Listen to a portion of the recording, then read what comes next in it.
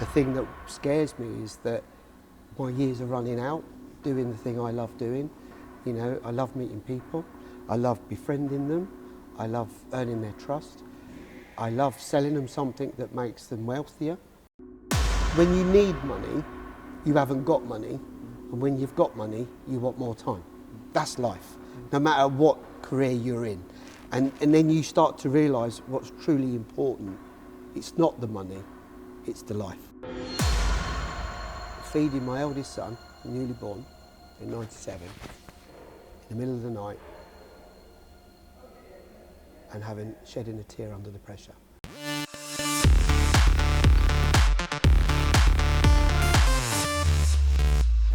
Domenic, thank you for participating in my new series of podcasts. Thank me afterwards, don't thank me before.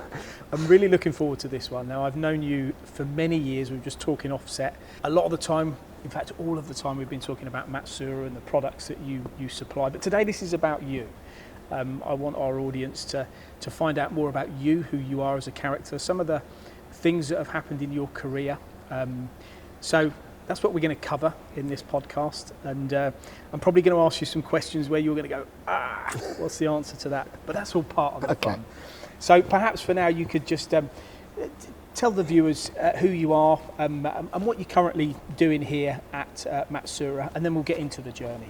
Okay, all right. So, hi Paul. Welcome to Matsuura, and obviously about me today, which is a bit weird. So, I'm going to say thank you, but I'm not sure what I'm saying thank you to. No. So, okay, who am I? So, I'm the was the national sales. I'm now the sales director of Matsuri UK. I've been here for 32 years. Started back in 1990. As an applications engineer. I mean, do you want me to?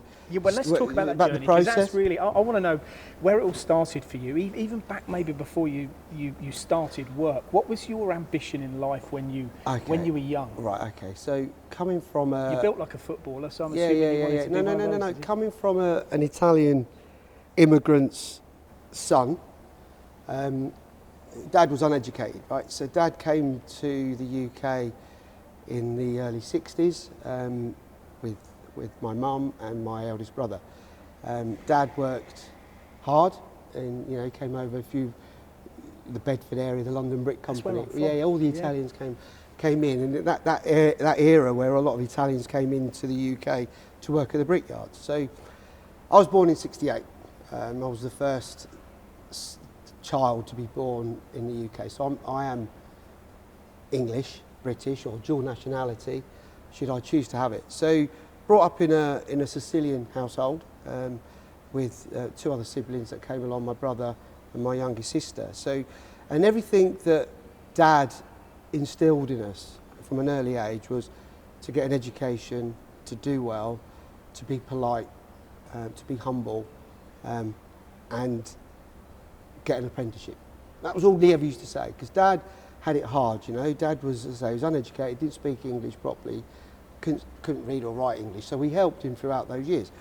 So Dad always used to say, get an apprenticeship, get an apprenticeship, get an apprenticeship. So he sort of that was instilled from my dad.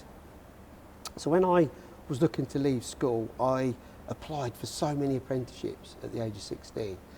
And leading up to that, I'd done an engineering qualification, CSEs then back then, in metalwork, and I remember having this interview at a company called Sojaniques in Newport Pagnell, which was owned by Sip Dixie. So you know the name Sip Dixie. Yeah, of course.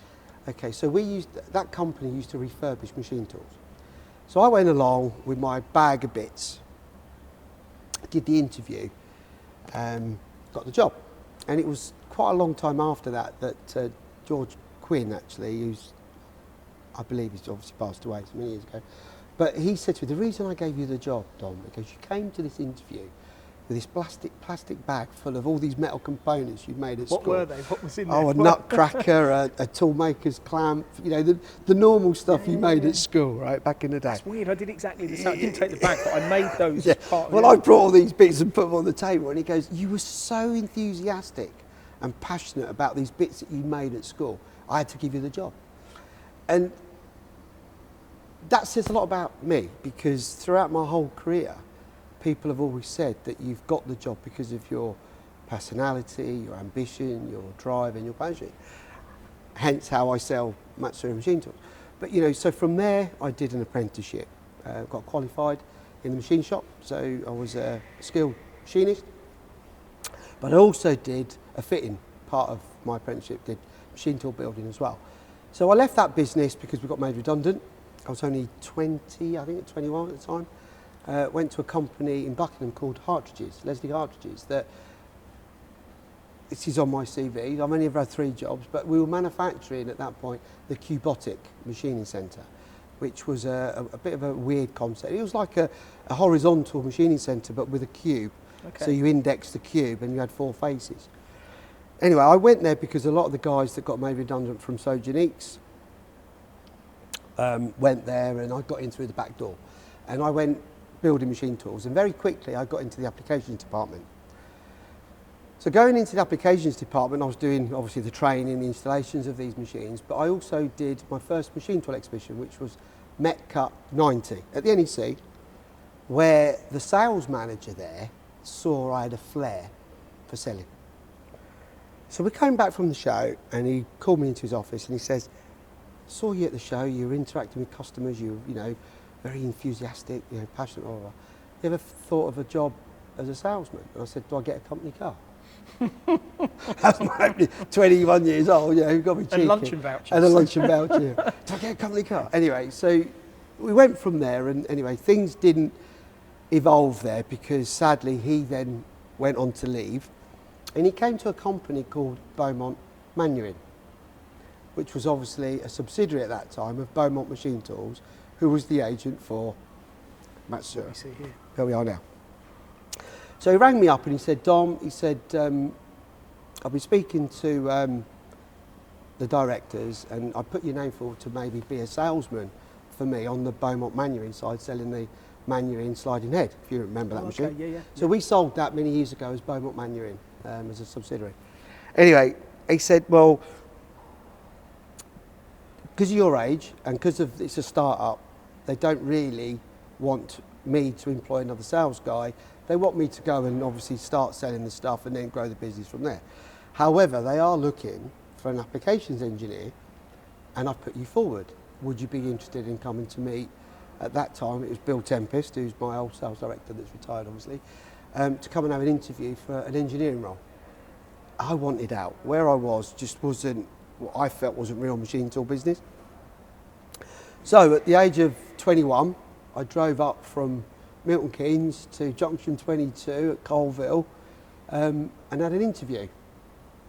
It wasn't a short interview because I talk a lot, don't I?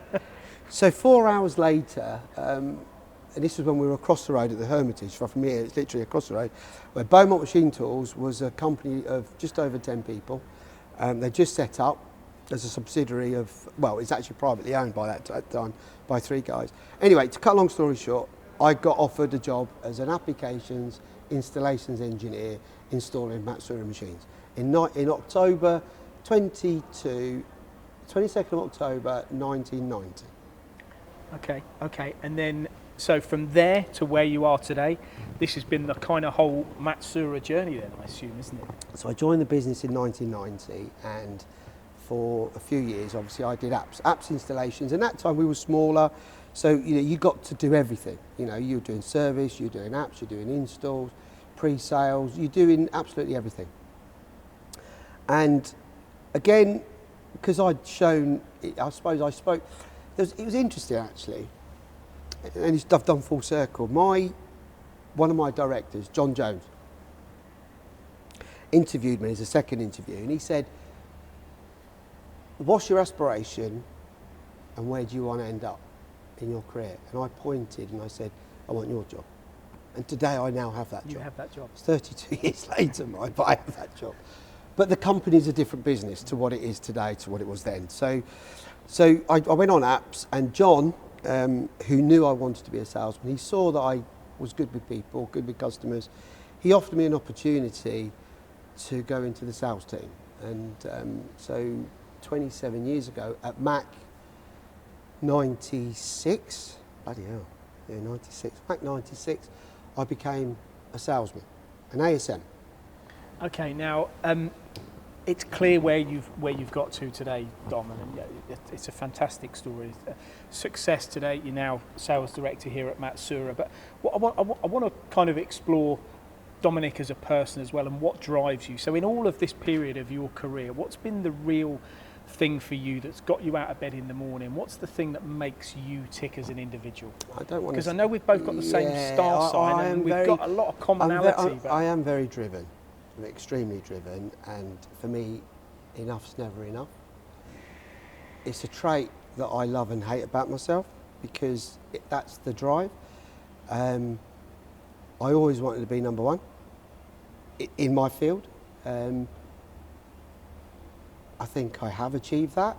It's definitely in the UK, and you know, I get complimented by Mr. Matsuura that I am the number one salesman for the group, which is quite an accolade. But I'm humble now, because although I want to be, I don't want to be put on a pedestal. If that makes sense, it's my drive, and I've always raised the bar. So what drives me? It's funny actually, because when I interview salesmen, I say, what drives you? And the instant reply is success. In sales, that's the wrong answer. It's cash. It's money. So if I can answer it honestly, money has always been my driver.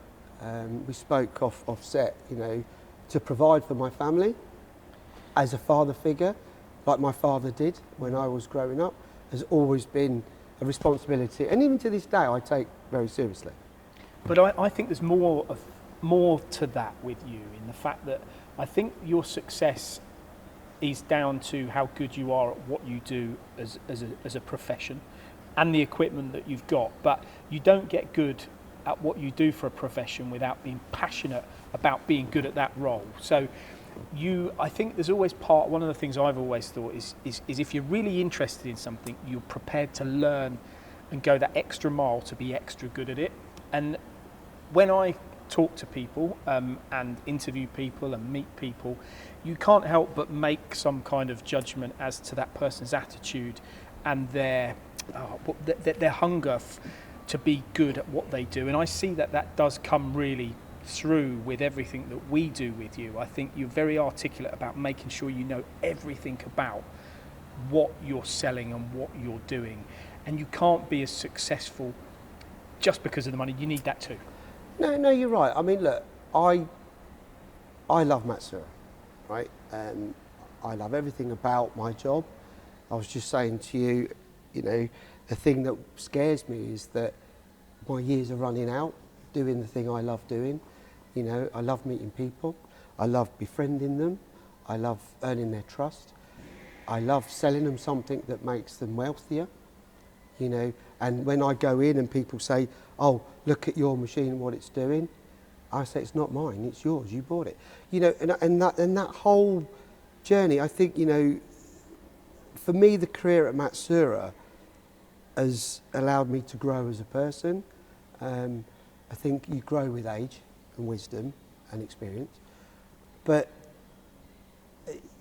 to be given a directorship, which is something I always wanted to achieve, when you finally get it, your responsibility grows, but also what you need to give back as well as what you've achieved. So I think, you know, for me personally, I am still driven. I don't want this company and myself to fail in any way. And you've touched, right, okay, I don't want to disappoint Mr. Matsuura. Personally, don't want to disappoint him. Because to be made a director of a Matsuura company, you don't apply. You are invited to talk. And that's humbling in itself. So success, making that happen, is part of your driver too, as well as cash. It is, and I think once you get to a point where, you know, and if you've done things right in your life, in the career, you know, the money thing sorts itself out. You know, when you need money, you haven't got money, and when you've got money, you want more time. That's life, no matter what career you're in. And then you start to realise what's truly important. It's not the money, it's the life. And so with all this journey and your life's journey and your career, it's not all fun. We all go through changes, difficult times. What has been the hardest time in your career so far? The most difficult, the most challenging obstacles to overcome? Work-wise, Yes. or personal? Work. It could be a collective. Because the two do normally have some correlation. I mean, it's a good one. I mean, the bit that, from a work standpoint, is when we closed manufacturing, where we're sitting now. This was a manufacturing facility for 4 years. So in 1996, when I became a salesman, we started making machine tools. In 2000, we closed it. That period, as a young sales guy, being pressurised to sell machines that we were hardly making any money on to try and keep this facility alive, was the biggest and most stressfulest time I'd had as a salesman. The pressure was ear-piercing. It was absolutely, that I'll never forget. I actually remember, Paul, feeding my eldest son, newly born, in 97, in the middle of the night, and shedding a tear under the pressure. It was, so if you ask me for that, that was probably that moment. Other than that, challenging times, but we've always been in a better place as a business to ride it. That was... So if you were to compare those times to now, experience would have taught you lots in that time. Christ, yeah. Yeah, you can, pressure now compared to then. It's different to now. pressure now, you know. I mean, it's funny really, because I remember coming back on the plane in January, where I'd just been for my first, what we call MGM, which is all the group leaders, directors and presidents of Matsuura Group. We go to Japan, blah, blah, blah. And I remember coming back and I was talking to my fellow directors. It sounds funny, but always looked up to them as directors. Now they're a fellow director. And we both said, well, I was talking to one in particular. I said, you respect the position. The pressure that comes with the position is one thing, but the responsibility of the position to everybody that works for the business. They don't work for me, you know, they work for the business. We're just the guys at the top steering it at the end of the day and making sure that, you know, we make the right decisions for the business and not for an individual. And I think what I love about this company and what I love about Matsuura, and which is why I suppose why I fit, it's about us. It's not about an individual. It's about us. And I think that you know, I come to work, but it's like being at home. Yeah. You know, and I think when we see people, and I think you've probably experienced it more than anyone because you go to all the other companies, you know, we're not an in-your-face outfit, but that's what we are, you know. And I hope that sort of answers the question. Yeah, and going under the surface of the rewards and the success that comes with what you do here, we talk about the hard times, the difficult times.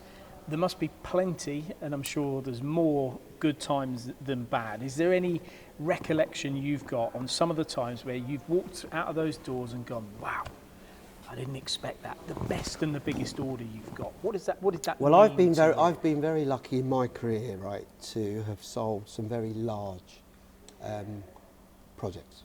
Which come with stresses as well. Yeah. So if I can reflect, so something I made happen years ago was back in the early days, really, of being a salesman, and I'll talk about. He's a personal friend.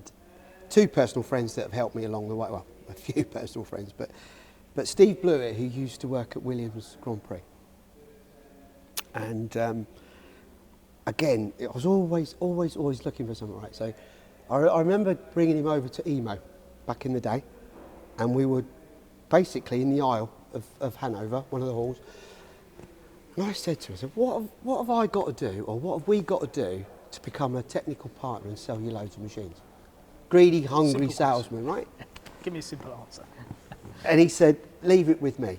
And from that conversation, and obviously a few beers at night, what we do in our job, blah, blah, blah, he went back to Frank Williams, God rest his soul, and he helped me broker my first multiple 6-machine order to the value at that point of just over £1 million. So very quickly in my career, so I was only, a couple of years in, and I'd done £1 million deal, right? And the price of machines then, a lot cheaper now. £1 million deal today is 2 machines. In fact, you don't get much change out of £1 million from us today for £1 million.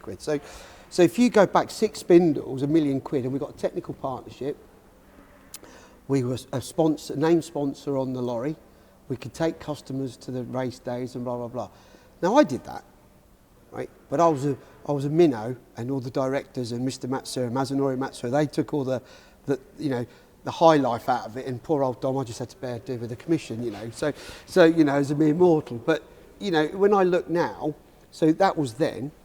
Steve then went to Mercedes, HPP, and because he believed in the product, he gave me an opportunity when they were looking at manufacturing the X1 and an uplift in Formula One business.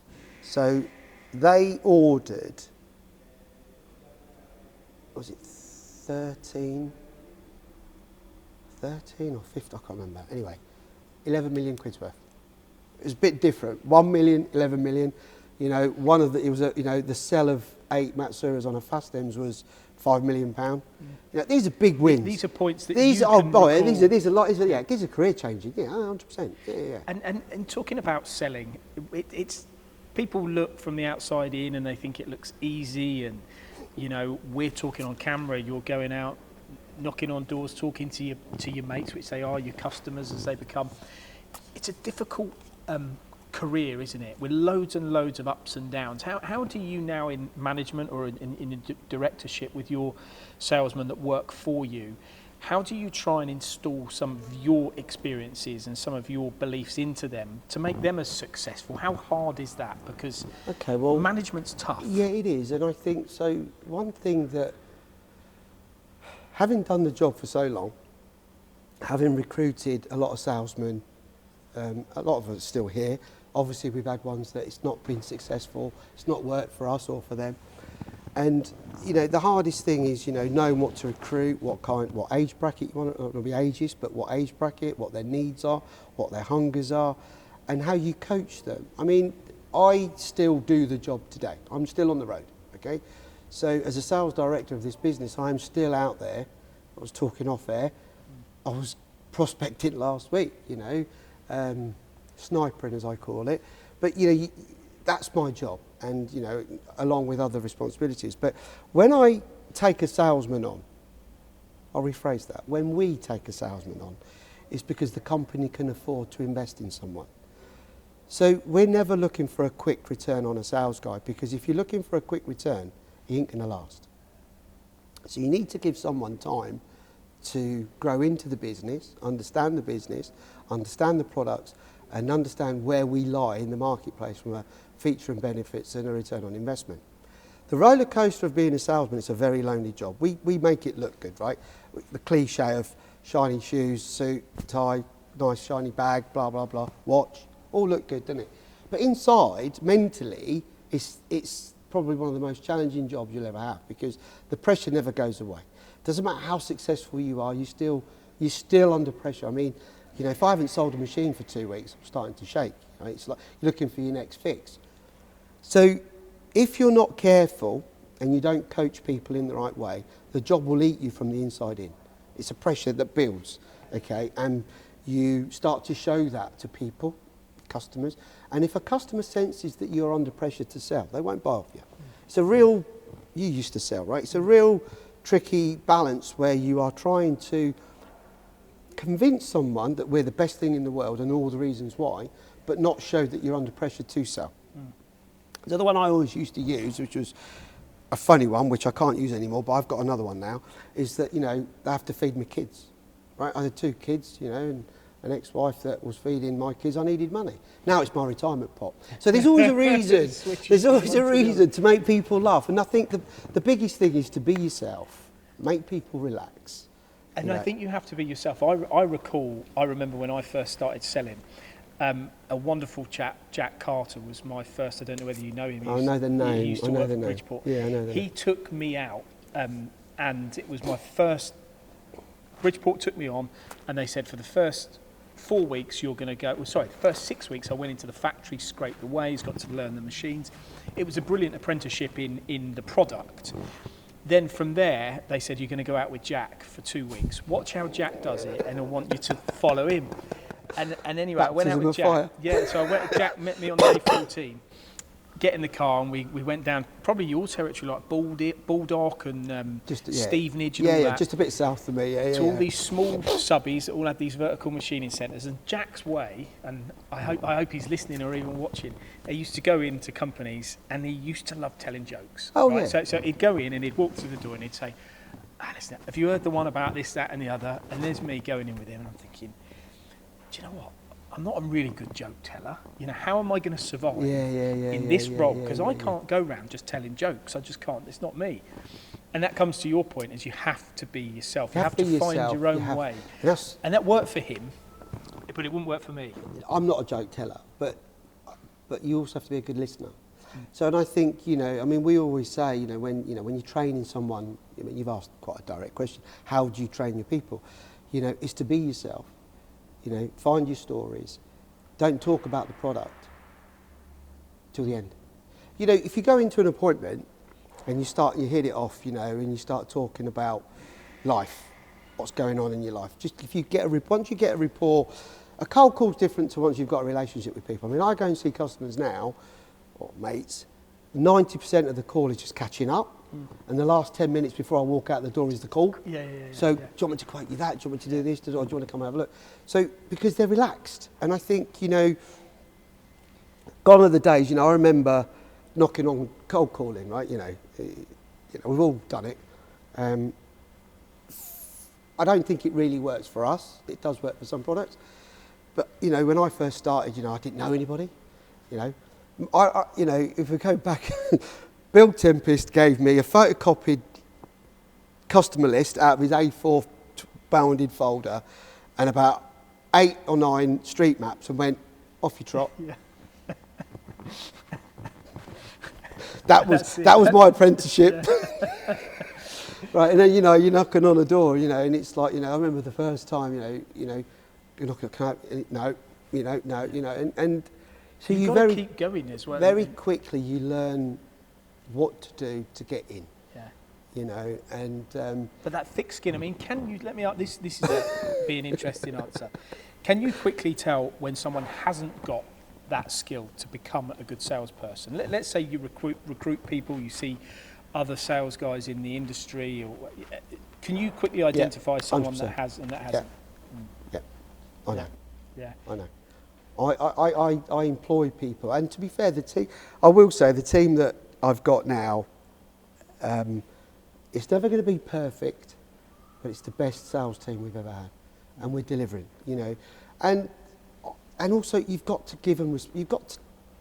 You need to give them responsibility. You know, I mean, one thing I did very quickly when Roger promoted me to sales manager, national sales manager, I allowed the sales guys to make commercial decisions, to empower the salesman to be a salesman. You know, it's very easy saying I'm a salesman, but if you're not in control or you have the ability to negotiate a price without having to make a phone call, then are you really a salesman? Yeah. You know, empower somebody to say, there you go, these are the prices, you're responsible for making X amount of profit margin, that's what you know, go and do your job. If you need to call me because it goes below that line, give me a ring. If not, fill your boots. And can you think of a time, because I can think of a few from myself, when you can remember something now that you learnt that changed the way you managed your time, or you managed how you sold.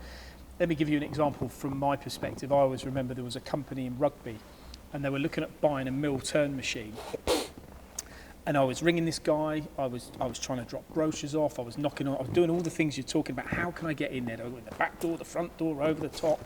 This guy just didn't want to talk to me. He just didn't want to talk to me. Did you get the hint? However I knew, but this is the thing, isn't it? You've got to be persistent, but you've also got to learn when you're throwing good time after bad. Yeah. Time management is the most important thing as a salesman, because the time you invest in everything you do is what gives you a return. And at the end of the day, you've got a return to yourself because you want to earn bonuses. But more importantly, you have a responsibility to your employer to sell product to keep the business fed. I know if I'm wasting my time or not within 5 minutes. I know, talking to my sales guys, when they're debriefing me, whether they're wasting their time or not. Don't ask me how I know, Paul, right? I know, right? And if they were here now, they'd go, yeah, he knows, right? Because I challenge them, you know. It's quite funny, really, when the new sales guy comes to the team, they sort of say, I say, call me, let me know, but they all talk amongst themselves. So make sure you've asked this question, this question, this question, before you ask Dom for any help. Because I shoot them down. But Bill used to do it to me. So when I was being mentored by my sales director, I used to come out of a call, all Mr. Cocky Boots, go, oh, I've just had a great call, you know, well, did you ask this, did you ask that? And he like tail between legs. And I remember, this is a life-changing moment, right? So now bear in mind, I worked for him for 6 years and I went on the road, right? So he was my engineering manager as well as sales director, because Bill did both when we were Beaumont. And I remember, in fact, we've got the building back now, which is our additive manufacturing building. I remember going upstairs to see him one day, and I walked into his office and I went, oh, this is great, this job. I've been to see so-and-so, and I've been to see so-and-so, and I'm loving it. He looked at me all stern, he went, I'm just going to remind you of one thing, Dom. We're here to sell f***ing machine tools. I'm glad you're having a good time. Tail between the legs. Tail between the legs, and I walked out the door. Boom. And I've done it to my guys ever since. And it does stick. When that situation arises that someone's full of how exciting this job is, you just have to pull the rug, let them free fall for a bit, and then catch them, because the job is what it is. We are salesmen. We're here and we're employed to sell. And if you don't sell, the company doesn't feed itself, right? So it's those little things, but it's all about timing. And that, as you can, that was what, 26 years ago, and I haven't forgotten it. So excuse my French, by the way. I'm sure we can put a bleep over that if we need to be. Taking the work side out of it, how do you switch off from all this? What's your method of going, do you know what, I'm shutting myself away from, or don't you? You know, do you sleep? Are you always on it? Do you have breaks at the weekend? What's Domenic Seminerio outside of this building? Yeah, I love people. So, you know, my partner and I and my children, I love to entertain. I love to have people around. I love to go away, and just be with people. You know, being a people person. Funny that, really, being a salesman. I do like being with people. I mean, I haven't got a lot of hobbies, but I have a passion for cars, and you know, just going out in my little white thing, you know, and having a blast, or going away. In fact, I'm going to be away with it this weekend. You know, me and my partner are off to a little village just outside of York for Easter weekend. And would she see you switching off? Would you go? You know, I don't switch off enough for her. I never switch off. I'm always working. I get distracted from work by doing other things, but does it always come back to it? Is it always? I'm always looking for the next deal, even when I'm not at work. I'm always working on the next deal. So you know, that's me. And this will make you laugh. She tried to give me a rule the other day. She goes, right, not before. What'd she say? Not before 7:30 in the morning and after 6:30 at night, you're not to look at your phone. Oh wait, you're having a laugh, aren't you? Has it worked? No. because I don't stop working. I mean, you can't do this. Look, if you want to be a salesman, not an order taker, if you want to be a salesman, right, you don't switch off, right? You can't just switch off. If you want to be a salesman, you're always thinking. And you want to be good at it, and you want to succeed. Yeah, if you want to succeed, you know, I think, you know, if Salesmen are born, not made. Okay, I've always said that. If a certain individual has the tenacity and the skills that can be honed, directed into becoming a salesperson, then that person was born and was guided. I think that was me. I was always, I haven't told, the grand old age of 9, mate, I was on a sweet store, working market store, right? You didn't put that in what we spoke about. That was right at the beginning, yeah, right? Yeah. So at 9 years old, I was working on a market store, and then my dad had a little business which involved selling, and I did a bit there. But the thing is that it's funny that my whole family, all my brothers, we're all salesmen, and I think, and my cousins alike. So I suppose we've all got that in us from a point of view that we're people. Are they as good as you at it? Some of them are very successful, yeah. I mean, one of my cousins has done extremely well, in his own business. But it's because it's all about people, isn't it? People buy off people. 80% of an order is the person, 20% is the product. 5-second rule. If someone likes you, they'll like you in 5 seconds. Yeah. And people listening to this might be laughing, right? But a lot of people in life, when you meet somebody for the first time, you make a judgment within the first 5 to 7 seconds of that meeting that person. In life. Selling's the same. When you present yourself in a cold situation and all of a sudden it's like, you've got to break that barrier. You've got to get that wall down. You've got to warm them up and you've got to win them over. This one will make you laugh, right? When I used to knock on doors, I should be doing more of it, but I'm a bit busy these days. I used to knock on the door and say, hi, I'm just in the area. Sorry to, interrupt your busy day, but, I was just been round the corner seeing so-and-so, and they mentioned you, have you got a few minutes just for me to introduce myself?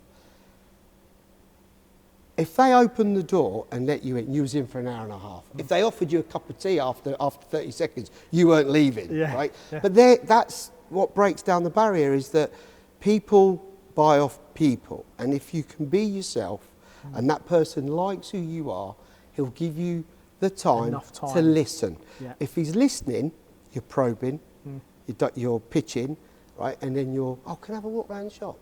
Yeah. You're in then. Then you go, have you ever thought about this? And now you start selling. The first bit you sold is you. I remember Bill said to me, he said, sell yourself, never worry about your competition, and work your customers, because your customers will then feed you. Here I am 27 years later, and some of those customers I sold to back in the day. And the thing is, that theory doesn't change, does it? No, it doesn't change, whatever it is. That formula. It doesn't matter what it is. It doesn't matter what you're selling. People buy off people, and it's the 80-20 rule. 80% of your business comes from 20% of your customer base, and 80% of the order is you.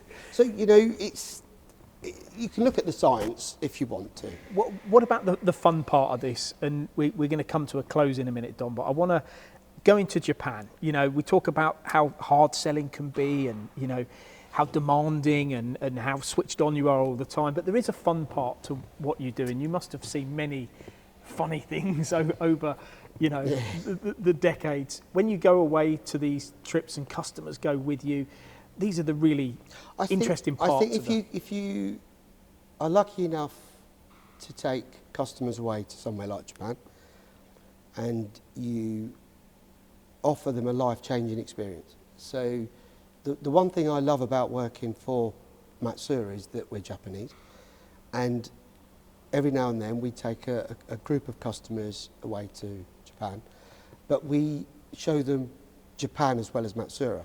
But when you're away with 2, 3, 4, 5, 10 individuals, depending on who you're going with, you're away for a week.